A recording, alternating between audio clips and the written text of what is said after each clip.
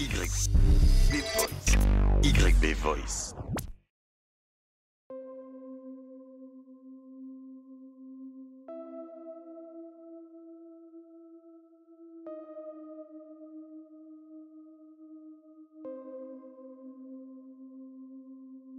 Chaque année, plus de 6 millions de touristes viennent à Lyon pour découvrir la capitale de la gastronomie mondiale. Et beaucoup d'entre eux veulent absolument vivre l'expérience dans un bouchon lyonnais.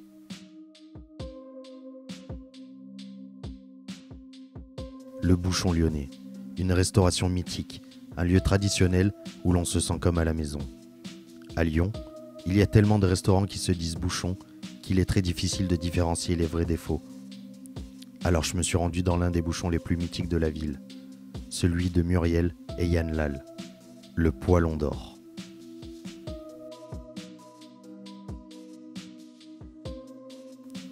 Le temps que j'arrive au restaurant, je t'invite à liker la vidéo et t'abonner à la chaîne YB Voice.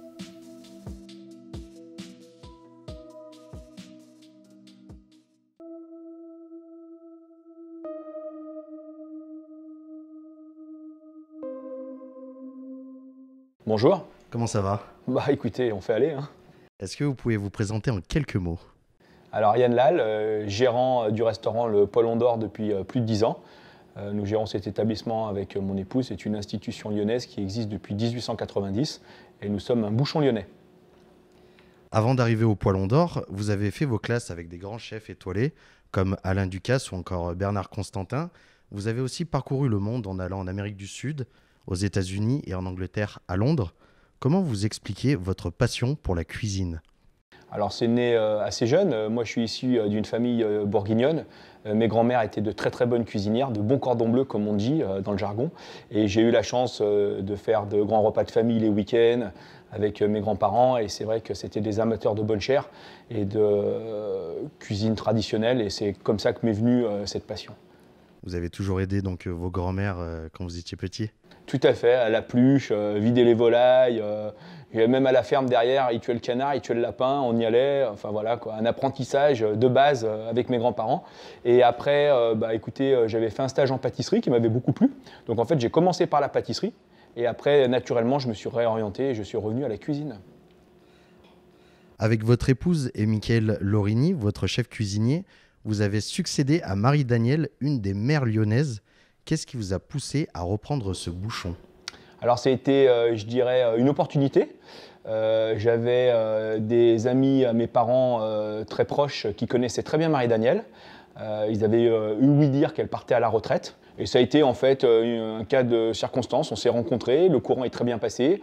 Et j'ai pris la succession derrière Marie Daniel, alors que j'avais aucune expérience, pour dire la vérité, dans la cuisine traditionnelle lyonnaise bouchon. Moi j'étais plutôt issu de la gastronomie, des étoilés. Et c'est vrai que ça a été une opportunité. Avec mon épouse, on est tombé sous le charme de ce petit bouchon, très charmant, année art déco, années 20, années 30. Et ça nous a beaucoup plu. Et donc de là, on a décidé de prendre la succession et de perdurer cette tradition. On entend beaucoup d'histoires différentes sur l'origine des bouchons lyonnais. Alors, qu'est-ce qu'un bouchon lyonnais?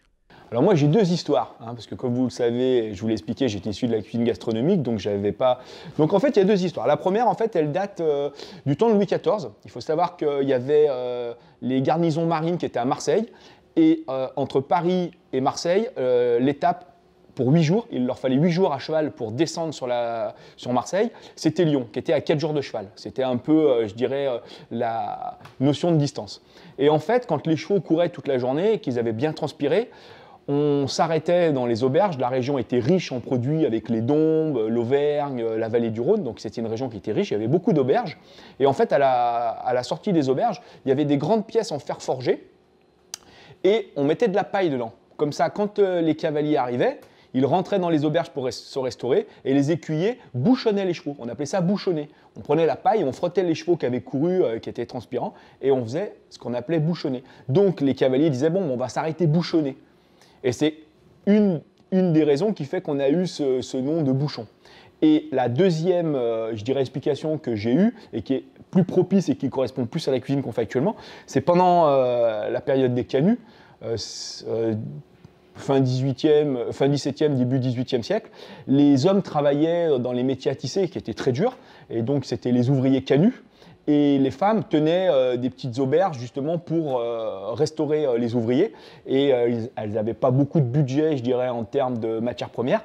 Donc elles faisaient essentiellement du cochon, des plats un peu roboratifs, parce que les gars travaillaient quand même pas mal. Et donc on avait cette cuisine de bouchon, parce qu'on avait le vin qui était servi en pot, donc était débouchonné. Donc la cuisine telle qu'on l'a fait vient un peu de cette tradition-là, cette cuisine roborative, cette cuisine un peu, je dirais, familiale, traditionnelle, goûteuse. Vous l'avez toujours aimé, cette cuisine? Bah, écoutez, moi je l'ai découvert et je l'ai beaucoup apprécié pour plein de raisons. La première, c'est dans sa simplicité, hein, on va dans l'essentiel du produit. La deuxième, c'est ce côté convivial, chaleureux qu'on a dans nos restaurants. Pardon.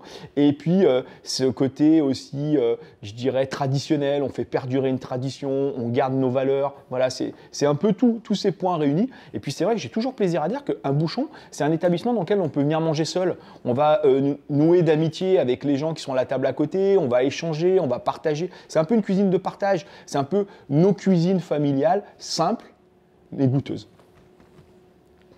Pour éviter les attrapes touristes, il existe une certification appelée les bouchons lyonnais. Quels sont les critères pour obtenir ce label? Alors, c'est ce qu'on appelle les bouchons labellisés.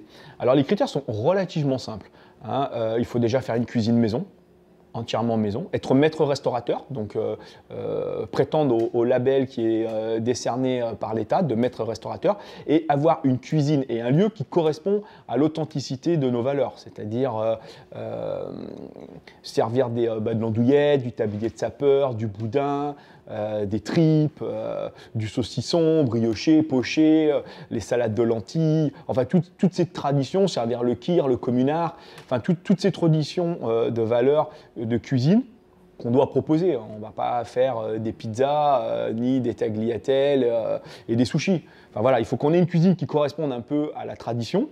Et au niveau de la salle et du service, être habillé avec une tenue appropriée, tablier avec le nom de l'établissement, le logo de l'association, dans un cadre, voilà, ici vous êtes dans un musée, ici ça date, voilà, c'est plafond art déco, lustre pâte de verre, donc il faut quand même, à l'identité quand vous rentriez dans l'établissement, vous ayez cette image. On a vu aussi que dans le monde, notamment à Tokyo et dans d'autres pays, il y a des bouchons qui ont ouvert. Est-ce que vous êtes déjà rendu dans ces pays pour goûter à des bouchons lyonnais, mais dans d'autres pays? Alors, je connais les propriétaires. Je connais bien le propriétaire du Luc de Rome. D'ailleurs, c'est un Lyonnais, hein, c'est ce qui est atypique. En fait, c'est un Lyonnais qui a été s'installer pour des raisons de famille au Japon et qui a monté son restaurant, qui se donne beaucoup de peine, hein. Il fabrique ses pralines, il fait venir ses saucissons, tout ce qu'il ne peut pas avoir sur place, il le produit. D'ailleurs, c'est pour ça qu'il a été récompensé d'une étoile au guide Michelin. Et le deuxième est à Londres et un autre à New York, je crois, et c'est Daniel Boulou qui est un Lyonnais aussi, donc en fait ce sont des Lyonnais expatriés qui retranscrivent un peu cette cuisine.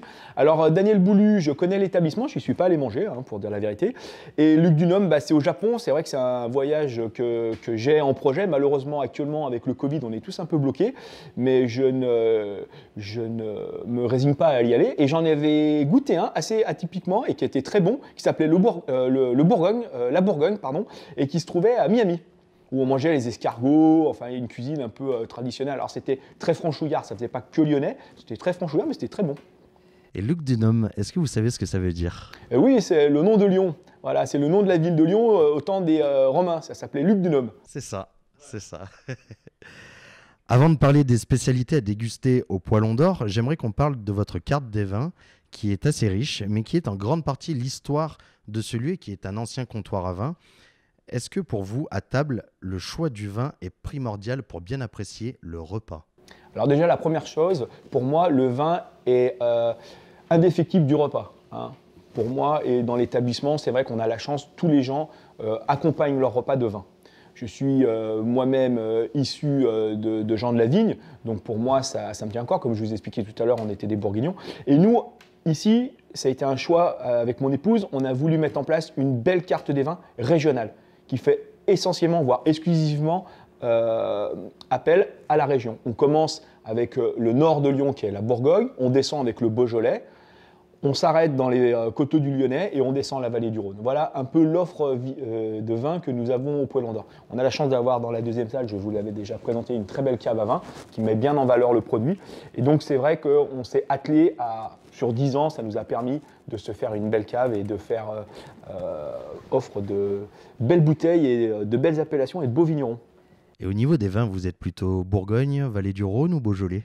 Alors j'ai découvert la vallée du Rhône. Moi, c'est Bourgogne, c'est ma région. Hein. J'ai été baptisé au Meursault, donc je ne fais pas offense à ma région.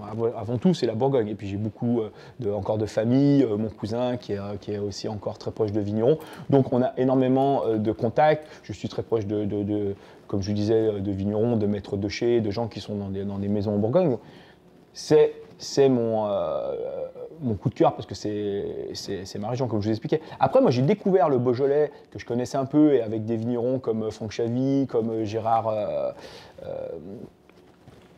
qui me produit un très très bon Beaujolais, Descombes, je cherchais son nom, pardon. Mais après, j'ai découvert la vallée du Rhône. Et j'ai été agréablement surpris. Il y a de très très très bons produits et j'apprécie beaucoup. Donc en fait, on est assez hétéroclite au niveau et c'est assez ouvert. Bon, c'est vrai que on met en avant le Beaujolais parce que c'est le vin par définition des bouchons lyonnais. Donc on a de belles références. Mais après, voilà, on a de beaux Bourgogne, de belles vallées du Rhône. Et on a de quoi se faire plaisir au Poilon d'Or et on a de quoi déguster les différentes appellations. Par contre, il n'y a pas de vin qui vient de la région bordelaise. Ah non, malheureusement. Mais bon, moi, vous savez, quand je vais à Bordeaux, je veux boire du Bordeaux. Donc quand je viens à Lyon, je veux boire local. Voilà, c'est ce que je dis à certains clients qui nous demandent du Bordelais. Il y a de très bon Bordeaux. Hein. Moi, je n'ai rien contre le Bordeaux, bien au contraire. Simplement, voilà, si moi, en tant que Lyonnais ou touriste, je viens découvrir la ville de Lyon, je veux boire des vins locaux, régionaux, des vins qu'on vient découvrir. Moi, vous savez, j'ai fait mes classes dans différentes grandes maisons et je n'avais pas tellement découvert la vallée du Rhône parce que j'avais travaillé un petit peu sur Lyon, mais c'est à l'époque, voilà, on était Beaujolais, beaucoup Bourgogne, et j'ai découvert la vallée du Rhône en reprenant le Poilon d'Or avec plein d'appellations. Et donc voilà, c'est ce qu'on veut faire, c'est de découvrir un peu les terres. Et au niveau de la cuisine, est-ce que c'est comme la même fonctionnalité qu'avec le vin? Vous cuisinez avec des produits locaux, exclusivement locaux? Alors, tant qu'il se peut, on fait appel au maximum à la région, c'est vrai, et de plus en plus. On a pas mal de producteurs avec qui on travaille. Nous, on est assez fidèles, donc ça fait 10 ans qu'on a les mêmes producteurs. On fait la grande spécialité de la maison, c'est la quenelle de brochet maison. Donc, quand c'est la saison, effectivement, on a la chance d'avoir le brochet des Dombes. Quand c'est l'hiver, c'est un peu plus compliqué. On prend des brochets frais qui viennent de pays nordiques. Mais exclusivement, à 80%, tous nos produits sont locaux. Et vous savez, on a une grande spécialité de la mer Brasier qui est le fond d'artichaut foie gras. Et le foie gras vient d'un producteur en Auvergne, domaine de Limagne, donc régional. Vous avez parlé de la quenelle au brochet préparée par le spécialiste Michael Lorini. Alors, quels sont les secrets pour réaliser une bonne quenelle au brochet? Alors, comme vous le disiez justement, c'est vrai que le spécialiste, c'est Michael. Hein, l'élève a dépassé le maître. Je lui avais donné la recette que m'avait gentiment donnée Jacob Brasier, qui était la recette de sa grand-mère, la mère Brasier. Écoutez, il a fêté sa 500 millième quenelle avant le Covid, donc je peux vous dire que voilà, il a le tour de main, il sait faire. C'est simple. Hein. Le premier secret et la première chose importante pour une bonne quenelle de brochet, il faut du brochet frais. Parce qu'il y a de l'albumine dans la chair du brochet qui va être nécessaire dans l'homogénéisation de la préparation. Donc c'est une base de pâte à choux, hein, on fait une panade, on incorpore du beurre, des œufs et du brochet frais. Et c'est vrai qu'après, il y a un petit tour de main que Michael maîtrise à merveille. Hein, ça fait plus de 10 ans qu'il est à mes côtés, qu'il gère et que c'est lui qui s'en occupe. Donc il fait son appareil, il incorpore ses œufs, il donne une bonne homogénéisation. Ensuite, avec une cuillère bien spéciale, on les poche, comme des gros gnocchis, on les fait pocher dans une eau frémissante salée. Et après, au bout d'un certain temps, 10 minutes de chaque côté, on les débarrasse, on les laisse bien égoutter, bien la vapeur s'évaporer, et on les pose dans un plat, on les nappe de sauce nantois, grand classique, que d'écrevisses et sauce à base de carcasse d'écrevisses, au four, une bonne vingtaine de minutes, et ça souffle à merveille. Il y a une petite particularité. La première fois que je suis venu manger chez vous, au Poilon d'Or, on m'a dit tout de suite au téléphone, avant de réserver la table, on m'a dit « Est-ce que tu vas manger la quenelle ?» J'ai dit j'en sais rien, je vais voir la carte. Et on me dit il faut peut-être le dire avant parce que ça demande du temps pour la préparer.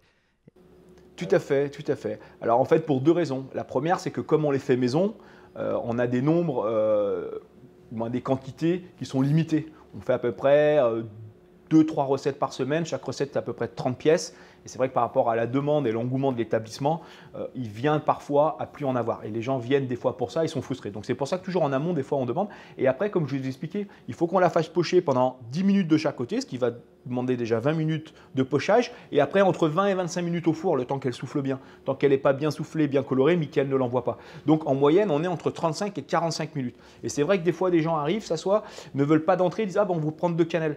Et je peux vous dire que quand vous êtes assis avec 2 verres de vin et que vous attendez 40 minutes, c'est long. Donc par habitude et par expérience, on demande toujours en amont si les gens déjà en veulent pour leur mettre de côté et déjà les préparer en avance en les mettant à pocher. Comme ça, quand ils arrivent, il n'y a plus qu'à mettre dans le plat, la sauce est pochée et on est déjà à 20 minutes, ce qui est déjà plus raisonnable comme temps. Donc c'est très facile de juger dans un restaurant. Si on nous sert une quenelle au bout de 15 minutes, ça veut dire qu'elle n'est pas faite maison. Ça, je vous l'ai dit la première fois, rappelez-vous, vous me demandiez, c'est vrai que chez nous, une quenelle en 15 minutes, on ne sait pas faire. Au maximum, on pourra mettre 25-30 minutes. Allez, 25-30 minutes, oui, tout à fait. Si on en a qui pochent. Parce que des fois, c'est vrai que sur des gros services, Mickaël, on met un petit peu à pocher en avance en début de service, parce que quoi qu'il en soit, on les vendra toujours. Et c'est vrai qu'au maximum, si on en a une ou deux qui pochent, on pourra les faire en 25 minutes, mais pas moins. Moins, c'est que c'est pas, enfin voilà quoi, c'est pas notre travail quoi, c'est pas ce qu'on fait au Poilon d'Or. Et quelles sont les autres spécialités que l'on peut retrouver au Poilon d'Or? Alors en entrée, on a le fond d'artichaut foie gras. On a notre fameuse terrine campagnard, qui est d'ailleurs la recette de la grand-mère de Marie-Daniel, donc autant vous dire que la recette, elle date. On a le fameux gâteau de foie avec coulis de tomate. On a une petite salade de lentilles avec le saucisson poché. On fait une salade de boudin pané avec une petite vinaigrette moutarde à l'ancienne. Enfin, on a des grands classiques au niveau des entrées et au niveau des plats, c'est vrai que c'est la quenelle et le riz de veau au morille, qui est aussi un grand classique que les Lyonnais apprécient. Pouvez-vous raconter votre histoire avec Mickaël Lorini? On le rappelle, c'est votre chef cuisinier. Alors c'est assez marrant parce qu'en fait, Mickaël, on s'est rencontrés grâce à un de mes chefs. Quand je travaillais à la Tour-Rose, j'avais Eric Rotivel, qui est maintenant à la Brasserie Georges, qui était mon chef de cuisine, avec qui on est toujours resté. Moi, je suis toujours resté en très bon contact avec mes chefs. Ils m'ont beaucoup apporté et j'ai toujours gardé de très bons liens avec mes chefs de cuisine qui m'ont formé ou avec qui j'ai collaboré. Et donc, j'avais ce projet de monter un restaurant sur Lyon. Et quand j'ai trouvé le Poilon d'Or, c'est vrai qu'un bouchon, il était important que le patron soit en salle. Parce que mon idée première, étant chef de cuisine et formé à la cuisine, c'était d'organiser ma cuisine, travailler en cuisine, et puis de prendre quelqu'un. Bon, Muriel, mon épouse, travaillait avec moi les midis, mais n'était pas le soir, donc on aurait pris un responsable de salle, et il aurait été en salle quand moi, j'étais pas là. Mais c'est vrai qu'on s'est aperçu que pour un bouchon, il fallait que le patron soit présent. Et donc, il fallait inverser un peu les rôles.